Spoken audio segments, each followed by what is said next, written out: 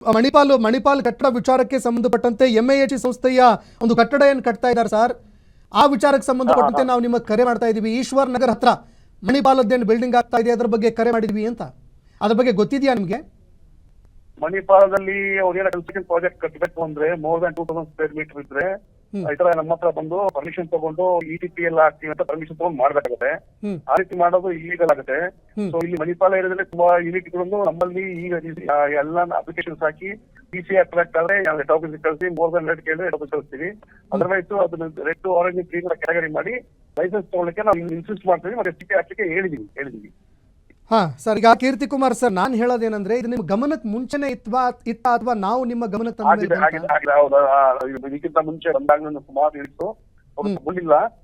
ಮತ್ತೆ ಎಸ್ಟಿಪಿ ಕೆಲವೊಂದು ಹಾಕಿದ್ದಾರೆ, ತಗೊಂಡಿದ್ದಕ್ಕೆಲ್ಲ ನಾವು ಆಲ್ರೆಡಿ ಈಗ ಒಂದು ಇನ್ಸ್ಪೆಕ್ಷನ್ಸ್ ಮಾಡಿ ಎಲ್ಲ ನೋಟಿಸ್ ಜಾರಿ ಮಾಡಿದೀವಿ. ಕೆಲವೊಬ್ರು ತಗೊಂಡಿದ್ದಾರೆ ಸಿಐಟಿ. ಇಮಿಡಿಯೇಟ್ ಆಗಿ ಕಾಮಗಾರಿ ನಿಲ್ಬೇಕಲ್ಲ ಸರ್, ಕಾಮಗಾರಿ ಇನ್ನು ನಡೀತಾ ಇದೆಯಲ್ಲ. ಯಾವ್ದಲ್ಲಿ ನೀವು ನೋಟಿಸ್ ಕೊಟ್ಟ ಮೇಲೆ ಇಮಿಡಿಯೇಟ್ ಆಗಿ ನೀವು ಕಾಮಗಾರಿನ ನಿಲ್ಲಿಸಬೇಕಾಗಿತ್ತಲ್ವಾ? ಇಲ್ಲ ಈಗ ಏನಾಗಿದೆ ಅಂದ್ರೆ ಎಕ್ಸಿಸ್ಟಿಂಗ್ ಗಾಡಿ ಇರೋದಕ್ಕೆ ಏನ್ ಮಾಡಕ ನೋಟಿಸ್ ಹಾಕಿ ಸ್ಟ್ರೀಮ್ ಲೈನ್ ಮಾಡಿ ಈ ಪ್ರಾಪರ್ ಟ್ರಿಕ್ ಮಾಡಿ ಡಿಸ್ಚಾರ್ಜ್ ಮಾಡಿ ಅಂತ ಹೇಳಕಾಗುತ್ತೆ. ಇಲ್ಲದಕ್ಕೆ ಯಾವ ಎಸ್ಟಿಪಿ ಇರಲ್ಲ, ಎಸ್ಟಿಪಿ ಯಾಕೆ ಅಂತ ನಾವು ಅವ್ರಿಗೆ ಇನ್ಸಿಸ್ಟ್ ಮಾಡ್ಬೇಕಾಗುತ್ತೆ. ಹೊಸ ಯೂನಿಟ್ ಯಾವ್ದೇ ಬಂದ್ರು ವಿತೌಟ್ ನಮ್ಮ ಪರ್ಮಿಷನ್ ಕೊಡೋ ಲೈಸೆನ್ಸ್ ಇಲ್ಲದೆ ಅವ್ರು ಹಿಂಗೆ ಮಾಡ್ಲಿಕ್ಕೆ ನಾವು ಪರ್ಮಿಷನ್ ಕೊಡುದಿಲ್ಲ, ಮಾಡ್ಬೇಕು ಅಂತ ಹೇಳ್ತೀವಿ. ಅಲ್ಲ, ಪರ್ಮಿಷನ್ ಇಲ್ಲದೆ ಕಟ್ತಾ ಇದಾರಲ್ಲ ಈಗ ಅವರು. ಇದು ನಿಮಗೆ ಚಾಲೆಂಜ್ ಅಲ್ವೇ?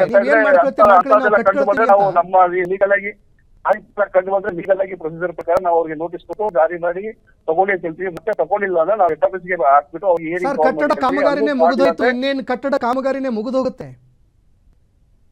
ಅಲ್ಲ ಅಂತಂದಿದ್ರೆ ನಾವು ವಿಲ್ ಆಕ್ಷನ್, ನಮ್ಮ ಬೋರ್ಡಿಗೆ ಬಂದು ಆಕ್ಷನ್ ಹೊರಡ್ತೀವಿ. ಆ ತರ ಇದಿಲ್ಲ. Okay, thank you Keerthi Kumar sir, ನಮ್ಮ ಜೊತೆಗೆ ಮಾತನಾಡೋದಕ್ಕೆ. ಕ್ಷಣ ಕ್ಷಣದ ಸುದ್ದಿಗಳಿಗಾಗಿ ಫ್ರೀಡಂ ಟಿವಿ ಸಬ್ಸ್ಕ್ರೈಬ್ ಮಾಡಿ, ಲೈಕ್ ಮಾಡಿ ಹಾಗೂ ಫಾಲೋ ಮಾಡಿ. ಹೊಸ ಸುದ್ದಿಗಳ ನೋಟಿಫಿಕೇಶನ್ಗಾಗಿ ಬೆಲ್ ಐಕಾನ್ ಮೇಲೆ ಕ್ಲಿಕ್ ಮಾಡಿ.